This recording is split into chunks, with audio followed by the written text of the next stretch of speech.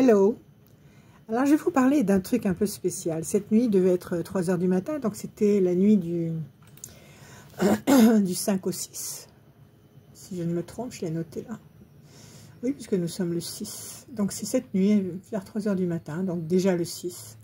J'ai eu besoin d'écrire des mots qui me venaient Damien, mon ange gardien, j'en suis sûre, c'est lui, ça peut être que lui. Alors je les ai écrits à moitié, comment dire, j'étais pas endormie, j'écoutais de la musique, j'écoutais des trucs, et comme j'ai toujours un cahier à côté de moi, même dans mon lit, j'ai attrapé un gros stylo, j'ai attrapé ce fameux cahier, j'ai noté les choses comme elles me sont venues à 3 h du matin. Et maintenant, je les ai retapés et je vais vous les lire. Et ça, c'est en provenance directe de mon ange. Je veux parler de vos désirs. Le désir est un scénario potentiel qui vous est inspiré pour vous aiguillonner, pour vous inciter à vouloir, à trouver des moyens pour réussir à le vivre dans votre réalité. En prenant conscience de la force de votre volonté, en prenant conscience de la force de votre conviction qui va vous permettre l'émergence spontanée des moyens nécessaires pour y parvenir, pour vous apprendre à conceptualiser un comportement invincible et implacablement volontaire.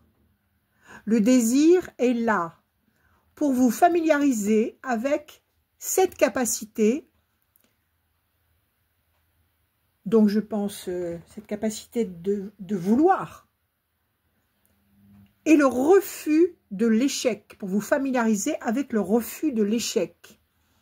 Le désir obsessionnel est le formatage nécessaire pour débrider les capacités que vous possédez, mais qui vous ont été cachées pour vous maintenir ainsi dans une réalité matérielle limitée. Le désir est là pour vous inciter à continuer à vouloir jusqu'à ce que les limites disparaissent devant votre volonté pour détruire le doute. Vous êtes sur le point d'en prendre conscience et d'y parvenir. La matière s'adapte à votre volonté et non plus l'inverse. La volonté influence, module la matière, concrètement, réellement. Ce n'est pas une parabole ni un symbole, c'est votre réalité, votre réel pouvoir. Ne pas se poser de questions, vouloir un résultat concret. Vouloir un résultat concret. Non, c'est pas ça.